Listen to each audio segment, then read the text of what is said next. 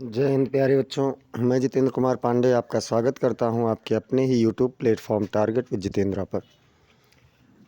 प्यारे बच्चों, आज हम लोग देखने वाले हैं यूपी बोर्ड 2026 का क्लास 12th का सामान्य हिंदी का पेपर, मॉडल पेपर 12वां नंबर का। इससे बाहर कुछ नहीं आएगा, एग्ज़ाम में यहीं से आएगा। ऐसी सीरीज इस समय चल रही है। इस चैनल के द्वारा जो भी कंटेंट आपको प्रोवाइड किया जा रहा है, अगर सारे कंटेंट आप पढ़ लेंगे तो आपको यकीन मानिए बहुत अच्छा रिजल्ट देखने को मिलेगा। साथ ही साथ मैं आप लोगों को बता दूं कि अगर आप लोग अब तक चैनल को सब्सक्राइब नहीं किए हैं तो चैनल को सब्सक्राइब कर लीजिए, बेल आइकन दबा दीजिए, क्लास को लाइक कर दीजिए और इसे अपने मित्रों के पास में शेयर कर दीजिए। सभी चीज़ों का, सभी क्लासेस का आप लोगों का प्लेलिस्ट अलग से बना हुआ है। आप लोग इससे पूर्व की क्लासों को देखने के लिए प्लेलिस्ट में जा कर के सारी प्लेलिस्ट से देख सकते हैं। तो चलिए चलते हैं, हम लोग शुरुआत करते हैं पहले प्रश्न से। लोगों का 5 बहुविकल्पीय प्रश्न लेकर आता है बोर्ड परीक्षा में, और दूसरा प्रश्न आप लोगों का 5 बहुविकल्पीय प्रश्न लेकर के आता है। जो पहला प्रश्न होता है ये गद्य खंड से होता है 5 बहुविकल्पीय प्रश्नों के साथ में, जिसमें आपसे का नंबर पूछा जा रहा है कि हिंदी का प्रथम नाटक है कौन सा है बच्चों। भारत दुर्दशा है, या नहुस है, या फिर ना आने वाला कल है, या चंद्रगुप्त है। तो अगर प्रथम नाटक की बात करें तो प्रथम नाटक कौन सा है बच्चों, तो नहुस है। आप लोगों का दूसरा ऑप्शन सही उत्तर हो जाएगा। प्रश्न संख्या खा इसका कह रहा है कि ध्रुव स्वामिनी की रचना विधा है, मतलब ध्रुव स्वामिनी क्या है। तो सबसे पहले आप लोग कमेंट सेक्शन में बताइए कि क्या है और किसने लिखा है, और तब तक मैं आप लोगों के लिए प्रश्न पढ़ रहा हूँ। विकल्प एकांकी है, या फिर जीवनी है, या फिर नाटक है, या फिर उपन्यास है।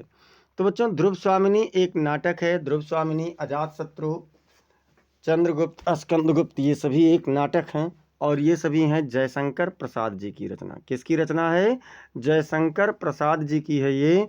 तो इसे भी आप लोग ध्यान रखेंगे क्योंकि ये पूछा जाता है। इसके बाद में देखते हैं इंदुमती है। इंदुमती क्या है बच्चों? इंदुमती क्या है?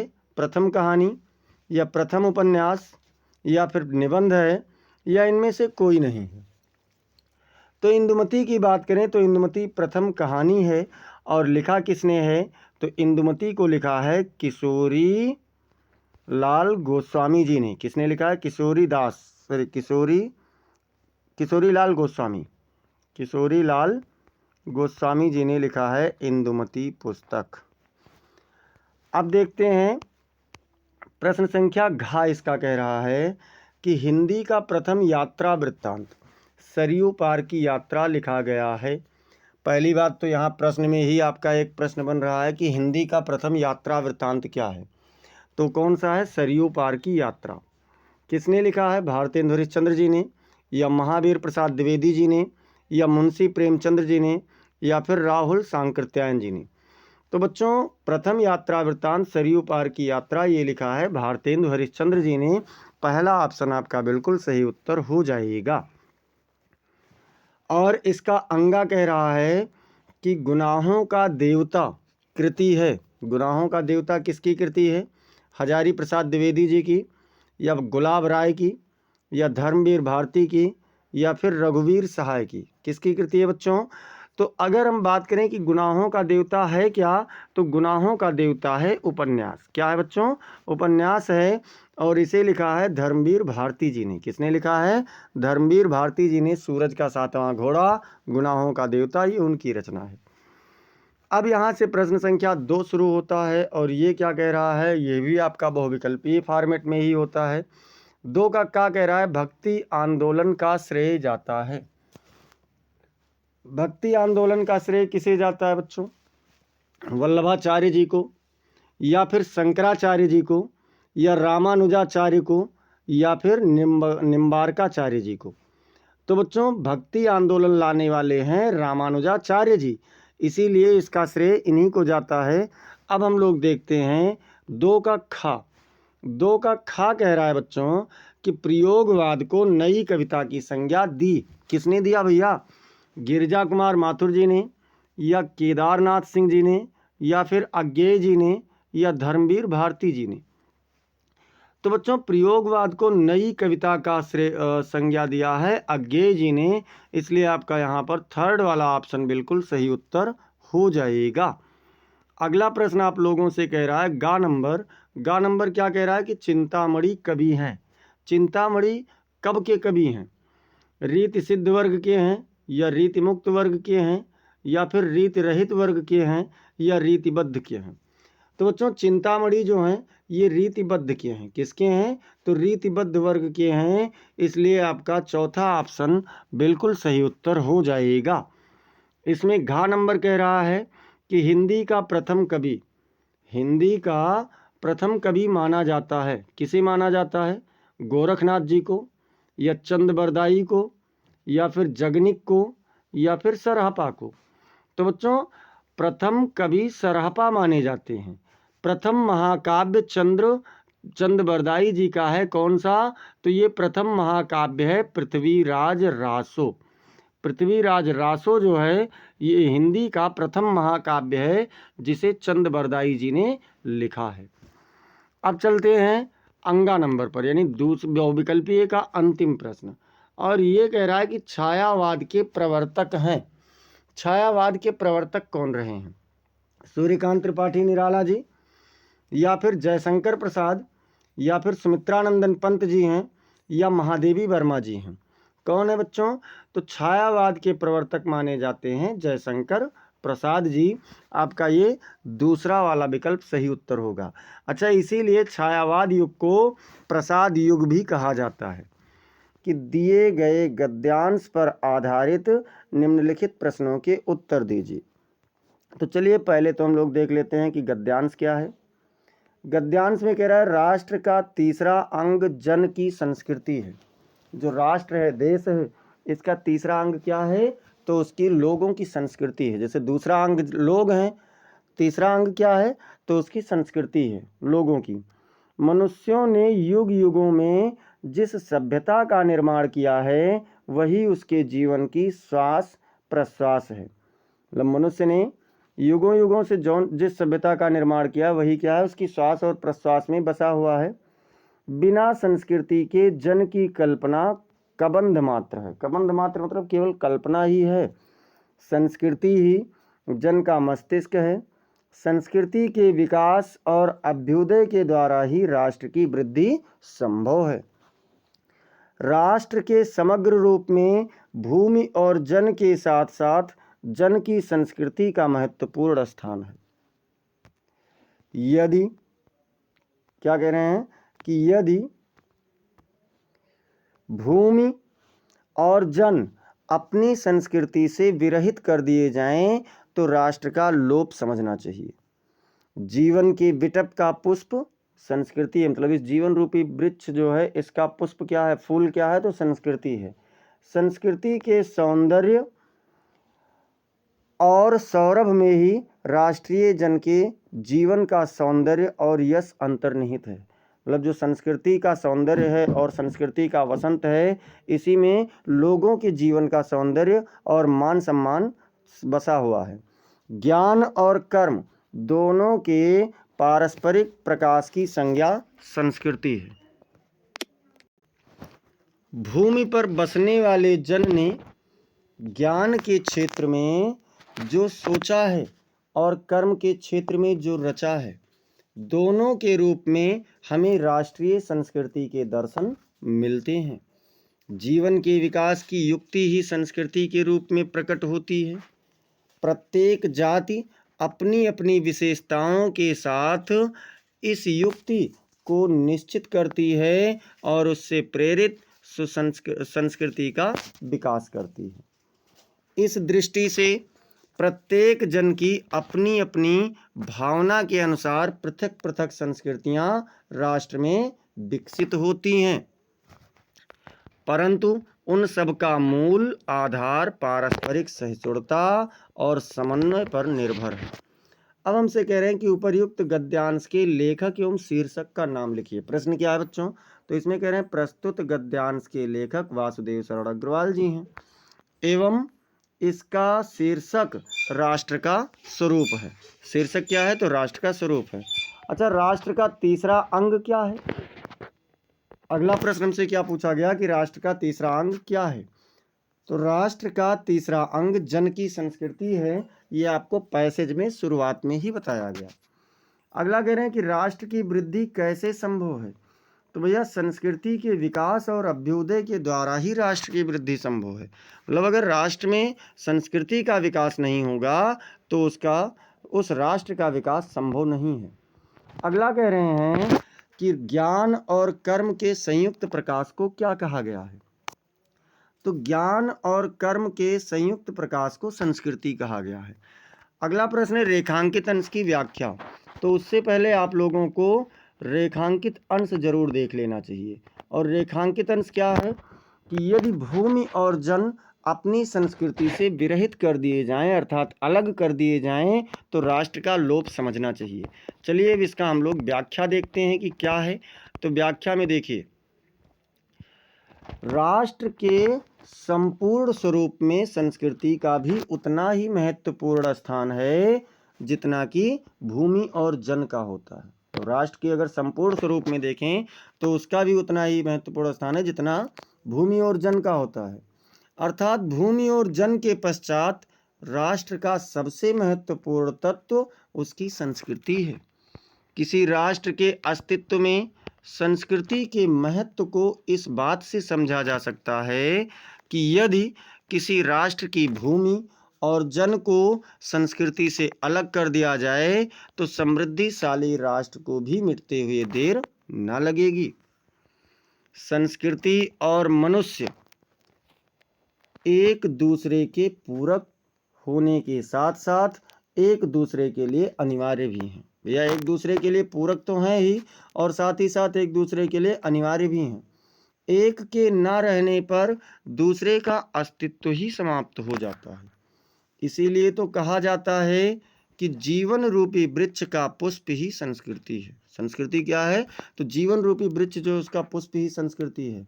अर्थात किसी समाज में ज्ञान और उस ज्ञान के आलोक में किए गए कर्तव्यों के सम्मिश्रण से जो जीवन शैली उभरती है या सभ्यता विकसित होती है वही संस्कृति है।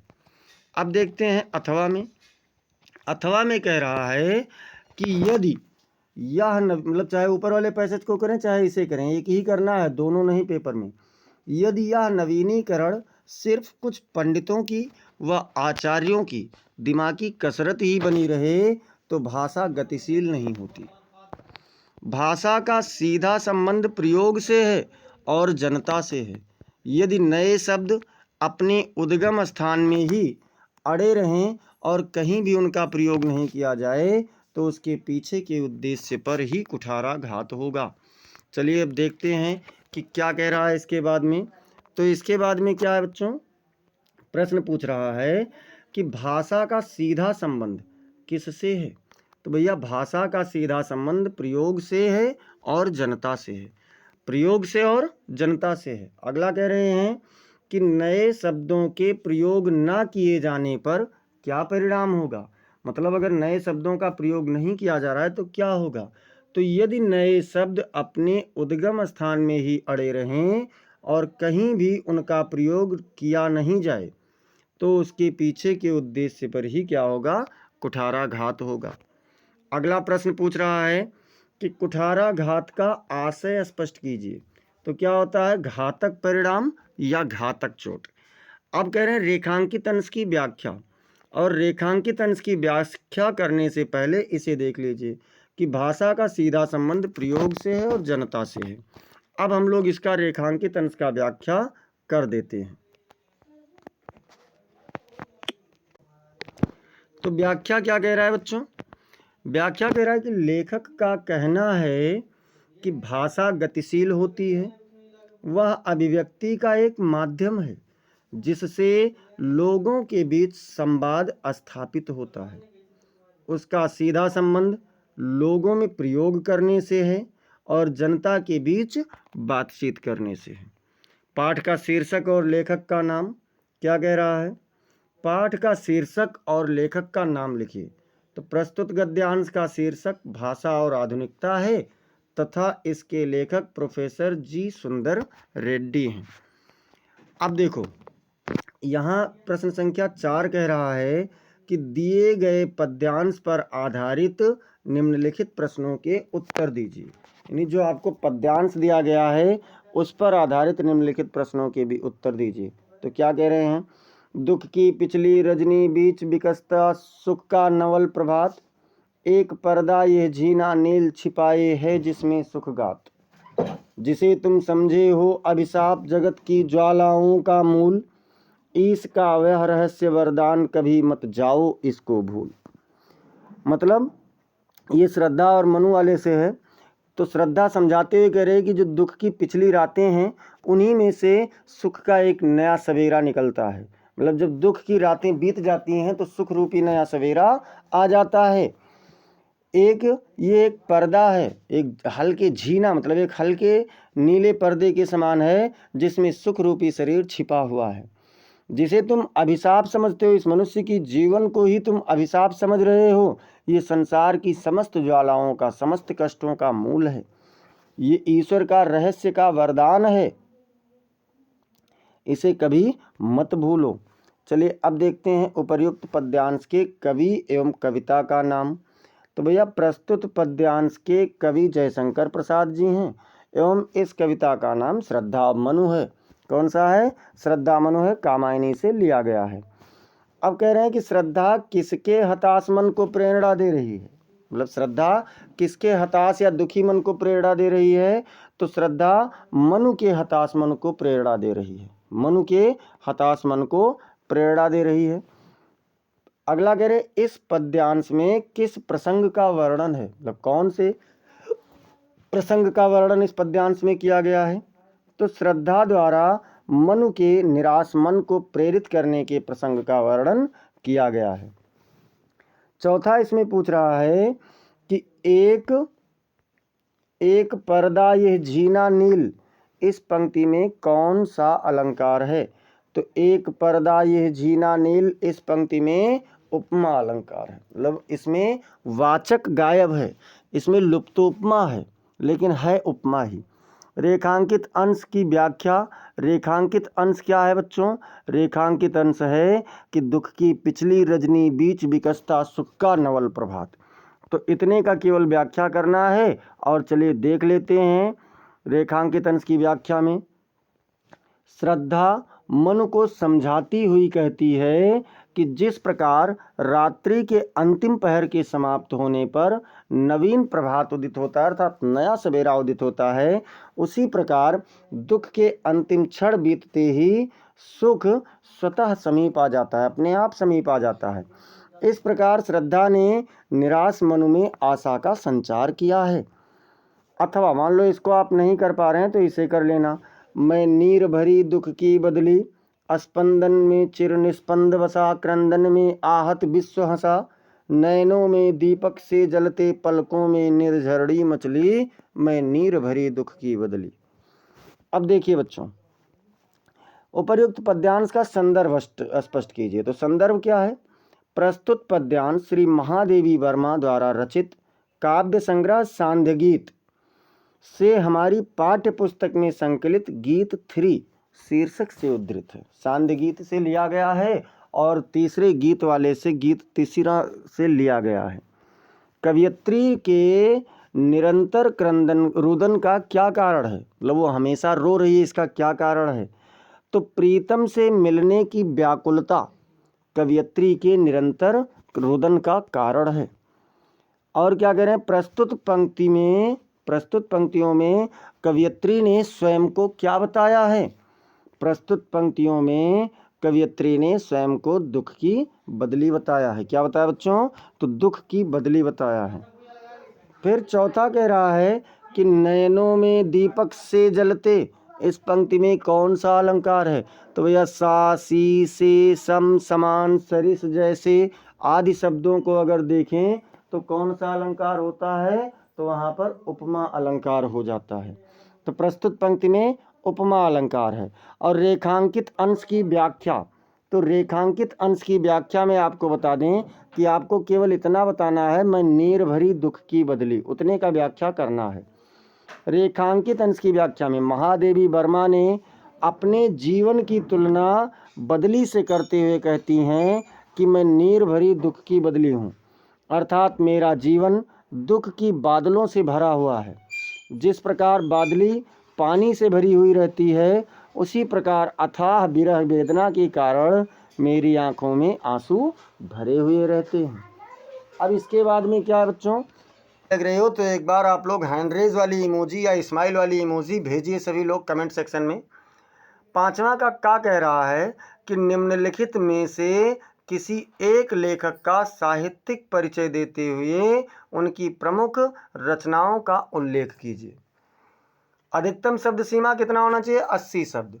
कौन कौन है बच्चों? वासुदेव शरण अग्रवाल हैं, APJ अब्दुल कलाम हैं और हरिशंकर परसाई जी हैं। इन में से वासुदेव शरण अग्रवाल और APJ अब्दुल कलाम जी का जीवन परिचय हम लोग पहले देख चुके हैं, तो देखना किसका है? अब इसमें हम लोग हरिशंकर परसाई जी का देख लेते हैं भैया। हरिशंकर परसाई एक प्रसिद्ध हिंदी व्यंग्यकार और लेखक थे, मतलब ये व्यंग्यकार भी थे और साथ ही साथ लेखक थे, जिनका जन्म 22 अगस्त 1924 को मध्य प्रदेश के होशंगाबाद जिले में हुआ था। मध्य प्रदेश का होशंगाबाद जिला बहुत ही प्रसिद्ध है। वहाँ पर कुछ पुरापाषाण कालीन चित्र मिले हैं, इसलिए वो भी बहुत ही प्रसिद्ध क्षेत्र है। तो वही कह रहे हैं कि वहाँ पर इनका कहाँ है, तो 1924 मतलब होशंगाबाद जिले में हुआ था। इन्होंने अपनी शिक्षा नागपुर विश्वविद्यालय से प्राप्त की। नागपुर विश्वविद्यालय महाराष्ट्र में पड़ता है, जहां उन्होंने हिंदी में MA किया। क्या किया? तो हिंदी में मास्टर डिग्री इन्होंने प्राप्त की। परसाई जी ने अपने लेखन कैरियर की शुरुआत अखबारों और पत्रिकाओं में लेख और व्यंग प्रकाशित करके की। मतलब सबसे पहले इन्होंने कहाँ से शुरू किया था? तो अखबार और पत्रिकाओं में इन्होंने अपना व्यंग और लेख प्रकाशित किया था। इनकी प्रमुख रचनाएं क्या हैं? प्रमुख रचनाओं में देखें तो हास्य व्यंग संग्रह में निठल्ले की डायरी, तब की बात और थी, पूछा गया तब की बात और थी, ये पूछा जाता है। वैष्णव की फिसलन, प्रेमचंद के फटे जूते, सदाचार का ताबीज, तब की बात और थी, सदाचार का ताबीज इंपॉर्टेंट है, ये दोनों याद रखना, और ठिठुरता हुआ गणतंत्र।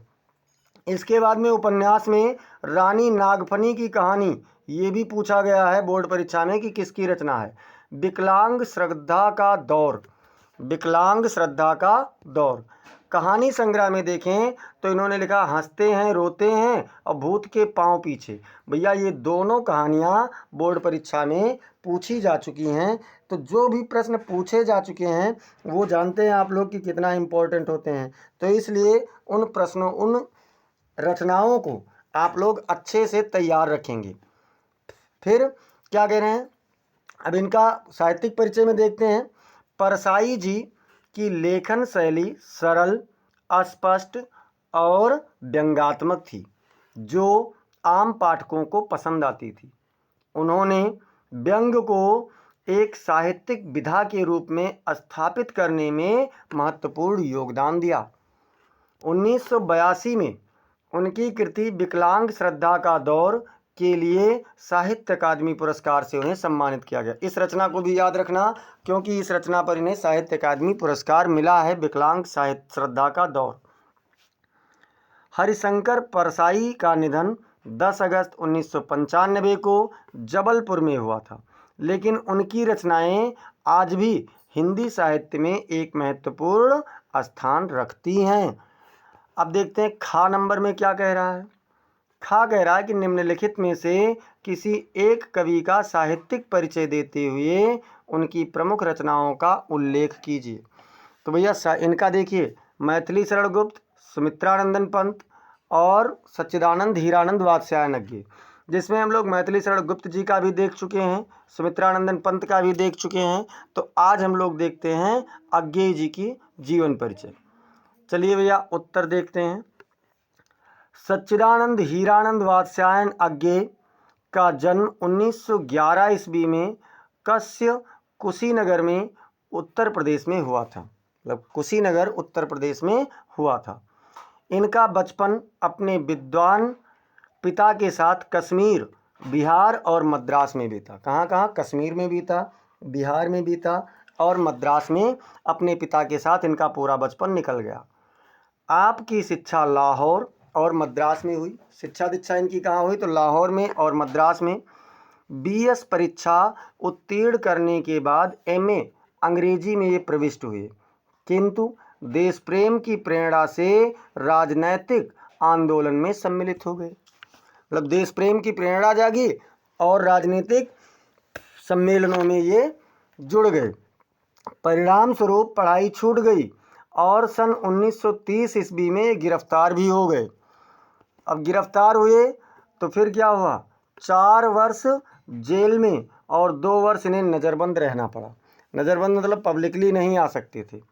तत्पश्चात आपने किसान आंदोलन में भाग लिया और सैनिक, विशाल भारत, प्रतीक और अंग्रेजी त्रैमासिक पत्रिका बात पत्रों का इन्होंने संपादन भी किया। कुछ समय आकाशवाणी में भी कार्य किया। सन 1946 से 1949 ईस्वी तक देश सेवा में लगे रहे। इसके पश्चात साप्ताहिक एक पत्रिका दिनमान का संपादन किया और कुछ समय नया प्रतीक नामक पत्र का संपादन कार्य भी इन्होंने किया। अज्ञेय जी ने अनेक देशों में यात्रा की, बहुत सारे देशों में इन्होंने यात्रा की। 1987 ईस्वी में इनका निधन हो गया। अब देखते हैं हम लोग इनकी रचनाएं। तो रचनाएं क्या है बच्चों? रचनाओं में अज्ञेय जी बहुमुखी प्रतिभा के व्यक्ति थे। उन्होंने सभी विधाओं में अपने मौलिक व्यक्तित्व को प्रकट किया है। कविता, कहानी, उपन्यास, निबंध, समीक्षा, भ्रमण के वृत्तांत, अनुवाद और नाटक, ये सभी उन्होंने लिखा है। सभी चीज़ों को लिखा है। उनके काव्य ग्रंथ के नाम नीचे दिए गए हैं। कौन कौन से? जैसे भग्नदूत है, चिंता है, इत्यलम है, हरी घास पर क्षण भर, अरियो करुणा प्रभामय, आंगन के पार द्वार, कितनी नावों में कितनी बार, सागर मुद्रा, इंद्रधनुष रौंदे हुए थे, बावरा अहेरी। ध्यान रखिए, इसमें इत्यलम पूछी गई रचना है, हरी घास पर क्षण भर, अरियो करुणा प्रभा में, आंगन के पार द्वार, कितनी नावों में कितनी बार और इंद्रधनुष रौंदे हुए थे, बावरा अहेरी। ये सभी प्रश्न बोर्ड परीक्षा के द्वारा पूछे गए हैं रचनाएं और इम्पॉर्टेंट भी हैं बच्चों। अगर इनकी रचनाओं में से पूछा जाएगा तो ये ज़रूर पूछे जाने के चांसेस हैं। इसके अतिरिक्त कहानी, नाटक, उपन्यास, निबंध, समीक्षा आदि विविध विधाओं में भी आपने उच्च कोटि की रचनाएं की हैं। या गढ़ लिख गया है वो गलत है। अब देखते हैं अगला प्रश्न हम लोगों से कह रहा है। अगला प्रश्न क्या कह रहा है बच्चों? कि ध्रुव यात्रा अथवा बहादुर कहानी के उद्देश्य पर प्रकाश डालिए। अधिकतम शब्द सीमा 80 शब्द होना चाहिए। तो ध्रुव यात्रा कहानी का उद्देश्य देखते हैं। आलोच्य कहानी ध्रुव यात्रा का मूल उद्देश्य प्रेम की पवित्रता और पराकाष्ठा की विवेचना, प्रेम की पवित्रता और पराकाष्ठा की विवेचना एवं वचन पालन के महत्व को प्रतिष्ठित करना है। कहानीकार के अनुसार वैयक्तिक सुखों की अपेक्षा सार्वभौमिक और अलौकिक उपलब्धि श्रेयस्कर है, यही इसका लक्ष्य है। निष्कर्ष के रूप में यही कहा जा सकता है कि ध्रुव यात्रा कहानी तत्वों की दृष्टि से एक सफल मनोवैज्ञानिक कहानी है। इसके बाद और देखते हैं बहादुर कहानी का। तो बहादुर कहानी का उद्देश्य भी हम लोग देख लेते हैं क्या कह रहा है। बहादुर कहानी का उद्देश्य कह रहा है, कहानी निम्न मध्यम वर्गीय समाज के मनोविज्ञान का वास्तविक चित्र अंकित करती है। जो निम्न और मध्यम वर्गीय समाज है उसका एक मनोवैज्ञानिक चित्रण करती है। आधुनिक समाज झूठे प्रदर्शन और शान शौकत में विश्वास रखता है भी सही। भाई आज के समाज में आदमी क्या करता है? झूठे प्रदर्शन पर बहुत ज़्यादा विश्वास रखता है।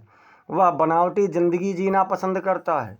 कहानीकार ने निम्न वर्ग के प्रति सहानुभूति रखते हुए मध्यम वर्ग के लोगों की स्थिति की वास्तविकता को समझा है। उसमें वर्ग भेद मिटाने को प्रोत्साहन भी दिया है।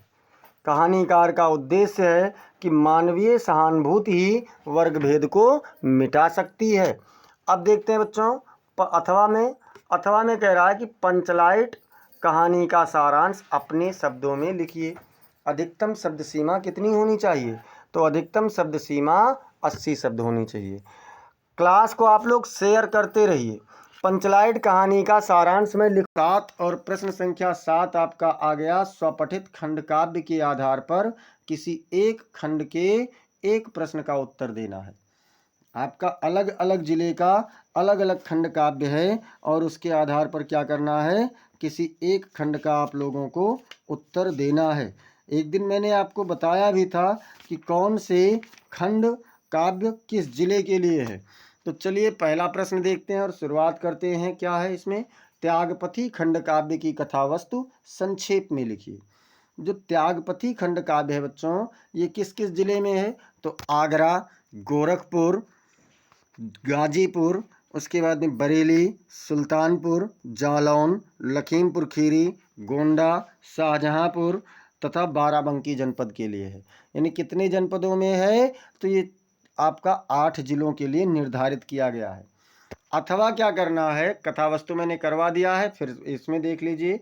दूसरा है त्यागपथी खंड काव्य के आधार पर हर्षवर्धन का चरित्रांकन कीजिए, अर्थात हर्षवर्धन का चरित्र चित्रण कीजिए। तो देखते हैं भैया, हर्षवर्धन एक सच्चे देशभक्त थे जिन्होंने छोटे राज्यों को एकजुट करके एक विशाल राज्य की स्थापना की थी। उनकी देशभक्ति और नेतृत्व क्षमता ने उन्हें एक महान शासक बनाया था। अब इनके प्रमुख गुण कौन कौन से हैं हर्षवर्धन के? तो देख लेते हैं। आदर्श पुत्र और भाई के रूप में उन्होंने अपने पिता की बीमारी के दौरान उनकी सेवा की और उनकी मृत्यु के बाद अपनी बहन राजश्री की देखभाल भी किया।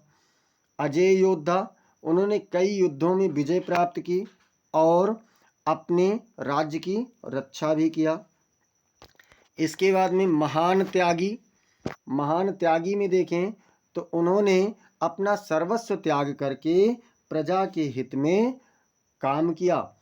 आपको बता दें, प्रजाकृत कृत्य पाकर भी थी प्रशासक वीर ऐसा, पराक्रम शक्ति का अवतार था पार्थ जैसा, स्वयं था कवि मनीषी शुद्ध यावत धर्म ज्ञानी, सदा जो मुक्त मन था मुक्त कर था जो मुक्त वाणी। मतलब सब कुछ चीज़ों से वो मुक्त थे, वाणी से मुक्त थे, अपने कर्मों से मुक्त थे, अपने मन से मुक्त थे, हर तरीके से शुद्ध थे और इस प्रकार से वो प्रजा का मतलब अपना महान त्याग कर दिए, सब कुछ त्याग कर देते थे। कहा भी जाता है कि हर 5वें साल वह प्रयागराज में आकर के अपना सर्वस्व दान कर देते थे। श्रेष्ठ शासक देखें बच्चों तो क्या है, उन्होंने अपने राज्य में धर्म और संस्कृति की उन्नति की और प्रजा को क्या किया, तो सुखी बना दिया।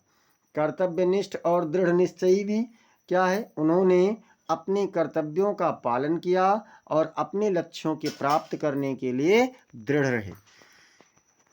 अब देखते हैं इसके बाद में क्या कह रहा है। मुक्ति यज्ञ के अनुसार मुक्ति यज्ञ खंड काव्य के नायक की चारित्रिक विशेषताओं पर प्रकाश डालना है। किस पर? मुक्ति यज्ञ के जो नायक हैं उनके चरित्र चित्रण करना है। मुक्ति यज्ञ किन किन जनपदों में है? तो कानपुर, जौनपुर, मुरादाबाद, फैजाबाद, एटा, ललितपुर। ठीक है, यानी ये 7 जिलों में निर्धारित है, 7 नहीं 6 जिलों में ये निर्धारित किया गया। अथवा मुक्ति यज्ञ खंड काव्य की कथा वस्तु को लिखना है। अब इसके बाद में अगला क्या है, आलोक वृत्त। कह रहा है कि आलोक वृत्त खंड काव्य के आधार पर आपको क्या करना है बच्चों? तो आलोक वृत्त खंड काव्य के आधार पर षष्ठ सर्ग यानी नमक सत्याग्रह का कथा को आपको लिखना है आलोक वृत्त के अनुसार। और ये किस किस जिले में है? तो ये है प्रयागराज में, अलीगढ़ में, सहारनपुर, फर्रुखाबाद, मैनपुरी, मिर्ज़ापुर तथा सीतापुर जनपद के लिए आपका आलोक वृत्त है। अथवा आलोक वृत्त खंड काव्य के आधार पर महात्मा गांधी का चरित्र चित्रण कीजिए।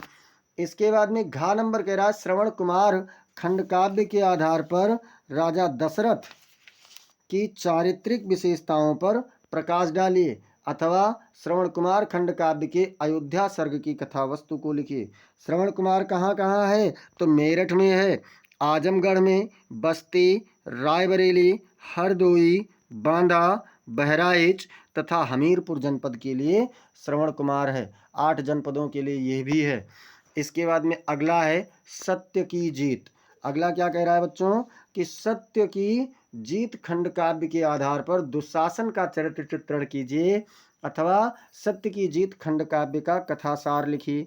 सत्य की जीत जो है ये लखनऊ में, इटावा, बलिया, बिजनौर, झांसी, बदायूं, प्रतापगढ़, रामपुर तथा पीलीभीत इतने जनपदों में सत्य की जीत खंड काव्य चलता है।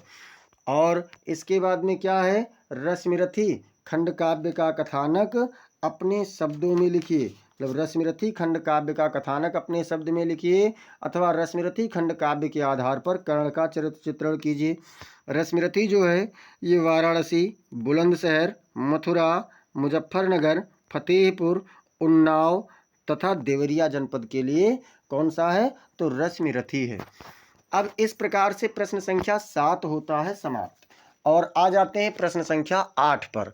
प्रश्न संख्या 8 में आप लोग उससे पहले एक बार शेयर कर दीजिए और लाइक कर दीजिए। तो 8 का क्या कह रहा है? निम्नलिखित संस्कृत गद्यांशों में से किसी एक का संदर्भ सहित हिंदी में अनुवाद कीजिए। क्या है भैया? संस्कृतस्य साहित्यम सरसम व्याकरणंच सुनिश्चितम। मतलब संस्कृत साहित्य, संस्कृत का साहित्य सरस है और व्याकरण सुनिश्चित है। तस्य गद्ये पद्ये चा लालित्यम। उसके गद्य और पद्य में लालित्य अर्थात मधुरता है। भावबोध सामर्थ्यम मतलब भाव अर्थ को समझाने की सामर्थ्य है। अद्वितीय श्रुत माधुर्यंच वर्तते और अद्वितीय मधुरता है, उसको सुनने में बहुत ही अधिक मधुरता भी है। किम बहुना चरित्र निर्माणार्थम यादृशीम सत्प्रेरणा संस्कृत वाङ्मयम ददात। मतलब जैसे बहुत से लोगों के चरित्र निर्माण के लिए जैसी प्रेरणा, जैसी अच्छी प्रेरणा संस्कृत भाषा देती है, न तादृशीम किंचिद अन्यत, ऐसी कहीं अन्य नहीं है। मूलभूतानां मानवीय गुणानां यादृशी विवेचना संस्कृत साहित्ये वर्तते नान्यत्र तादृशी। मतलब मूलभूत मानवीय गुणों की जैसी विवेचना संस्कृत साहित्य में है, ऐसी अन्य कहीं भी नहीं है। अब देखिए ये किस पाठ से है और इसका अर्थ क्या है, हिंदी अनुवाद क्या है, आप लोग एक बार स्क्रीनशॉट कर लीजिए। तो भैया प्रस्तुत संस्कृत गद्यांश हमारी पाठ्य पुस्तक हिंदी के संस्कृत खंड के संस्कृत भाषाया महत्वम नामक शीर्षक से लिया गया है। अथवा क्या कह रहा है बच्चों? अथवा आप लोगों से कह रहा है कि महामना विद्वान वक्ता धार्मिको नेता पटु पत्रकारश्चासीत्। महामना विद्वान नेता, महामना कैसे थे? तो महामना विद्वान नेता,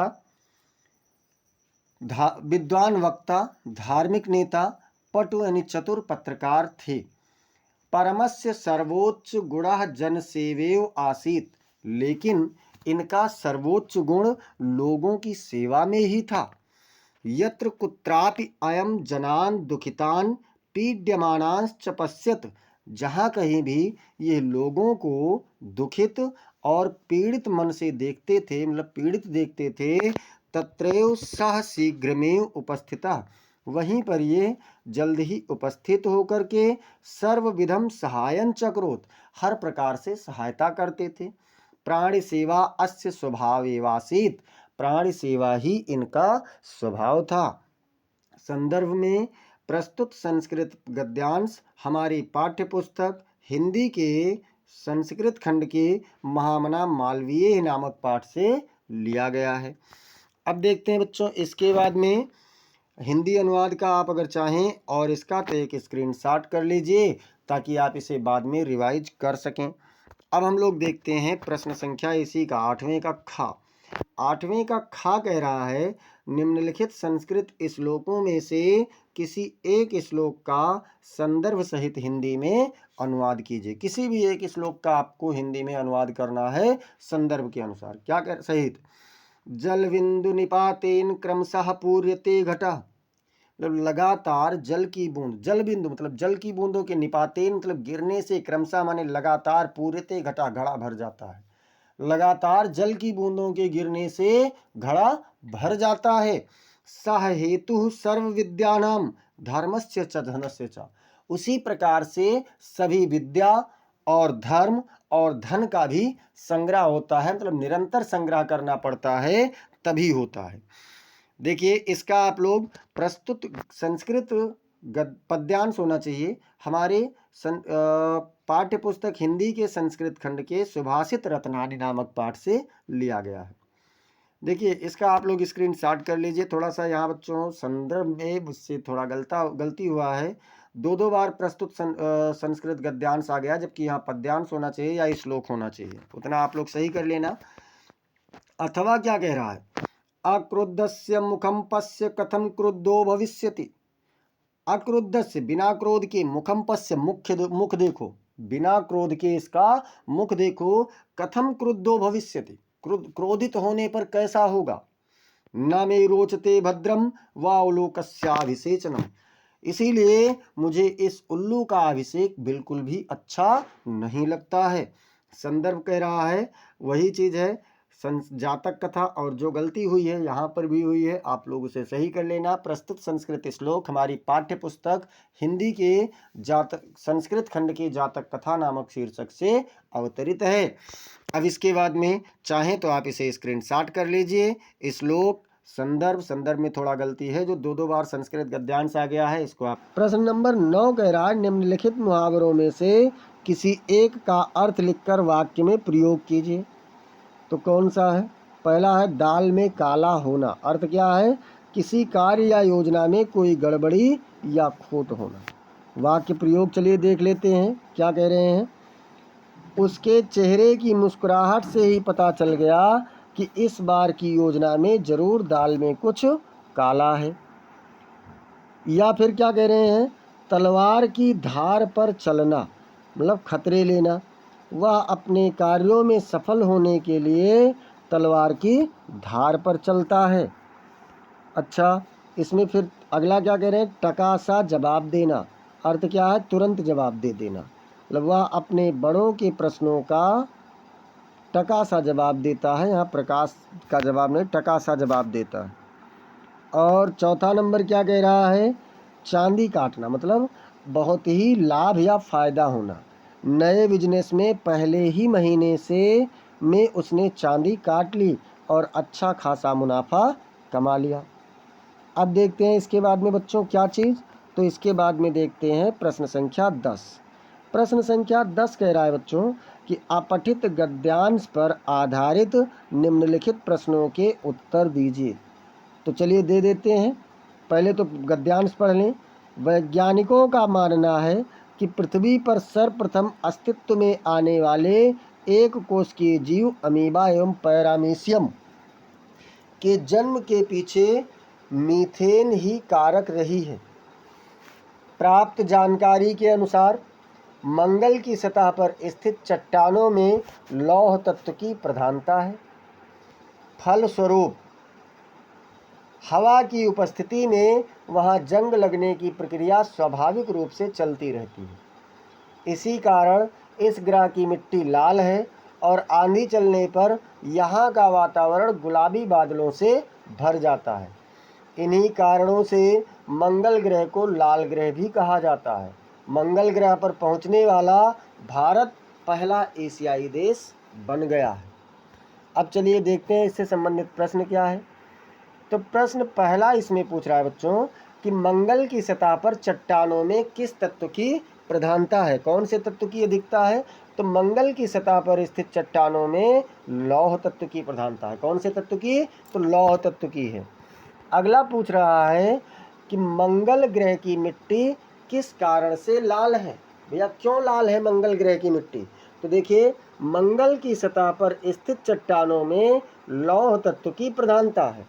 फलस्वरूप हवा की उपस्थिति में वहाँ जंग लगने की प्रक्रिया स्वाभाविक रूप से चलती रहती है।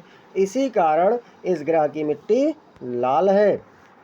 और इसमें फिर क्या कह रहे हैं, पृथ्वी पर सर्वप्रथम अस्तित्व में आने वाले जीव कौन कौन से हैं। तो सबसे पहले अस्तित्व में कौन कौन से जीव आए, तो पृथ्वी पर सर्वप्रथम अस्तित्व में आने वाले एक कोशिकीय जीव अमीबा एवं पैरामीशियम है। का क्या कह रहा है कि निम्नलिखित शब्द युग्मों का सही अर्थ चयन करके लिखिए। चलो देख लेते हैं।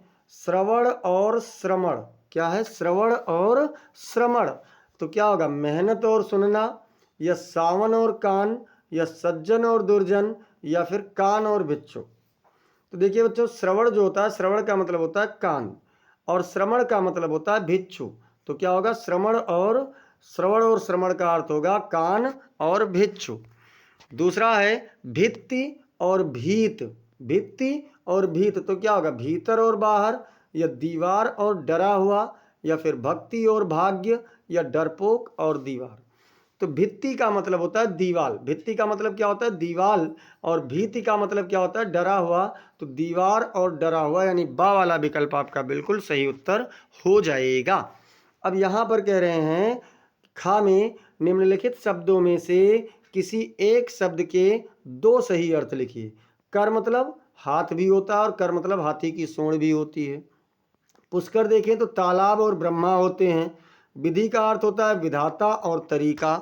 इसके बाद में अर्थ देखें तो अर्थ का धन होता है और मतलब भी होता है। अब गा नंबर में कह रहा है कि निम्नलिखित वाक्यांशों के लिए एक सही शब्द का चयन करके लिखिए। कोई भी एक शब्द आप चयन करके लिखिए। अब देखिए पहला क्या कह रहा है, जो दूसरों पर आश्रित हो, जो एक दूसरे पर आश्रित हो, मतलब केवल एक ही नहीं, दोनों लोग एक दूसरे पर अगर आश्रित हैं तो उसके लिए क्या होगा, पराश्रयी होगा, या अन्योन्याश्रित होगा, या फिर पराग्रही होगा, या अपराश्रित होगा। जब दोनों एक दूसरे पर आश्रित हैं तो उसके लिए अन्योन्याश्रित होता है। अब देखते हैं बच्चों अगला क्या कह रहा है। तो अगला कह रहा है किसी वस्तु को प्राप्त करने की उत्कट इच्छा, मतलब बहुत अधिक इच्छा हो, यानी एकमात्र इच्छा अगर बन जाए तो उसे क्या कहेंगे, अभिलाषा कहेंगे, या प्रतीक्षा कहेंगे, या महत्वाकांक्षा कहेंगे, या फिर आकांक्षी कहेंगे। तो क्या कहेंगे बच्चों, अगर उत्कट इच्छा है तो उसे महत्वाकांक्षा कहते हैं। घा नंबर में कह रहा है निम्नलिखित में से किन्हीं दो वाक्यों को शुद्ध करके लिखिए। प्रगल्भ राज का भविष्य उज्ज्वल हो। देखिए उज्ज्वल कहा रहा है, जबकि उज्ज्वल यही में गलती है, उज्ज्वल गलत लिखा, उज्ज्वल इस प्रकार से लिखा जाएगा। तो क्या होगा, प्रगल्भ राज का भविष्य उज्ज्वल हो, और पीछे आशीर्वाद की भावना है ना, तो इसलिए संबोधन चिन्ह लगेगा। फिर क्या है, सज्जन पुरुष सबका भला चाहते हैं। तो भैया सज्जन पुरुष सभी का भला चाहते हैं, सभी हो जाएगा, सभी का।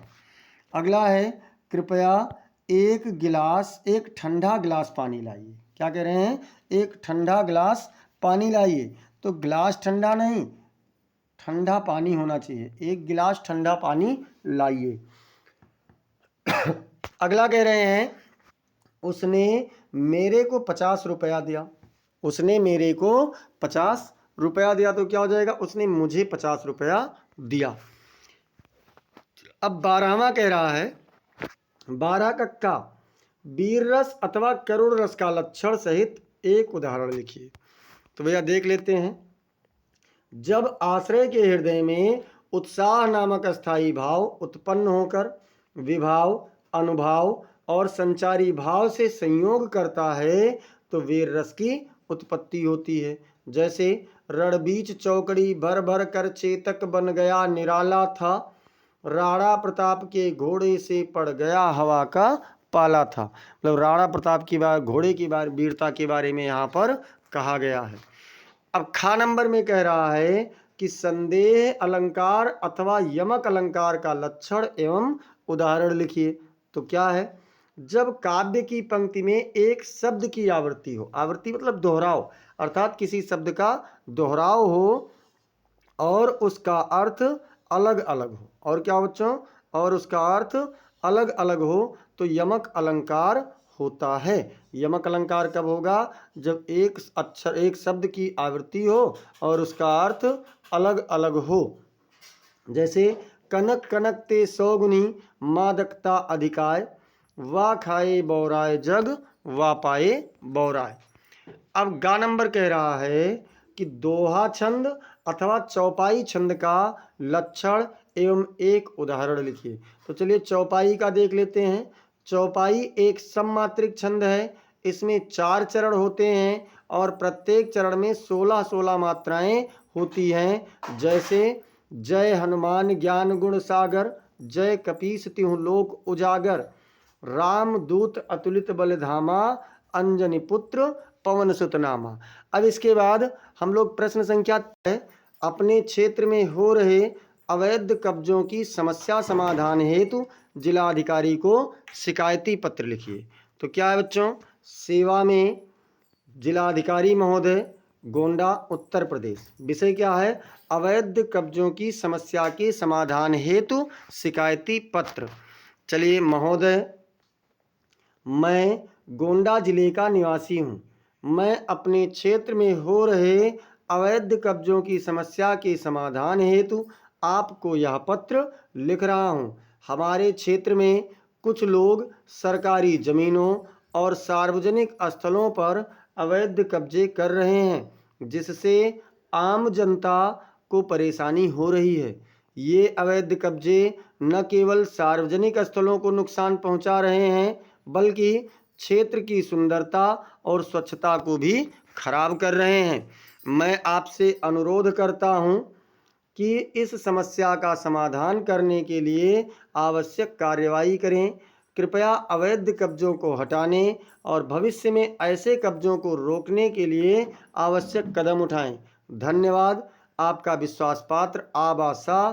दिनांक आप यहाँ पर डाल देंगे 29/10/2025। अथवा क्या करना है बच्चों? अथवा कह रहा है बालिका छात्रावास में रहने वाली अपनी छोटी बहन प्रज्ञा को समय के महत्व को बताते हुए पत्र लिखिए। तो चलिए पत्र को शुरुआत कर देते हैं। प्रिय प्रज्ञा, आशा है तुम वहाँ कुशल हो। मैं तुम्हें यह पत्र समय के महत्व के बारे में बताने के लिए लिख रहा हूँ। प्रज्ञा, समय एक बहुत ही कीमती चीज़ है जो कभी वापस नहीं आता, इसलिए हमें इसका सदुपयोग करना चाहिए। अपने दिन की शुरुआत एक योजना के साथ करो और अपने समय को पढ़ाई, खेल और अन्य गतिविधियों में बांटो। समय का सदुपयोग करने से तुम अपने लक्ष्यों को प्राप्त कर पाओगी और अपने जीवन को सफल बना पाओगी। आलस्य और समय की बर्बादी से बचो, क्योंकि यह तुम्हारे भविष्य को खराब कर सकता है। मुझे उम्मीद है कि तुम मेरी बात समझोगी और अपने समय का सदुपयोग करोगी। तुम्हारा भाई आबा शाह। मतलब नाम आपको नहीं लिखना है। अब प्रश्न संख्या 14 कह रहा है बच्चों, निम्नलिखित विषयों में से किसी एक विषय पर अपनी भाषा शैली में निबंध लिखिए। विषय क्या है? मोबाइल फ़ोन वरदान या अभिशाप, राष्ट्रीय शिक्षा नीति 2020, शैक्षिक क्रांति का एक सार्थक प्रयास, वरिष्ठ नागरिकों की समस्याएं और समाधान, और अगला क्या? न रहो न निराश करो मन को। तो देखिए राष्ट्रीय शिक्षा नीति जो है ये बहुत ही ज्वलंत मुद्दा है, इसलिए हम लोग इसी विषय पर लिखेंगे। क्या है बच्चों? राष्ट्रीय शिक्षा नीति 2020, शैक्षिक क्रांति का एक सार्थक प्रयास। भारत की नई राष्ट्रीय शिक्षा नीति 2020 एक ऐतिहासिक और क्रांतिकारी दस्तावेज है जो देश की शिक्षा प्रणाली में व्यापक परिवर्तन लाने का प्रयास करती है। इस नीति का उद्देश्य भारत को एक ज्ञान आधारित अर्थव्यवस्था में परिवर्तित करना है, जो अपने नागरिकों को 21वीं सदी की चुनौतियों का सामना करने के लिए तैयार करे। नीति की मुख्य विशेषताएं क्या क्या हैं? तो पहली विशेषता है बहुस्तरीय और समावेशी शिक्षा। नीति का उद्देश्य सभी छात्रों को समान अवसर प्रदान करना है, चाहे उनकी पृष्ठभूमि या क्षमता कुछ भी हो। इसमें विशेष आवश्यकता वाले छात्रों, लड़कियों और वंचित वर्गों के लिए विशेष प्रावधान शामिल है। फिर क्या है, नई पाठ्यक्रम संरचना।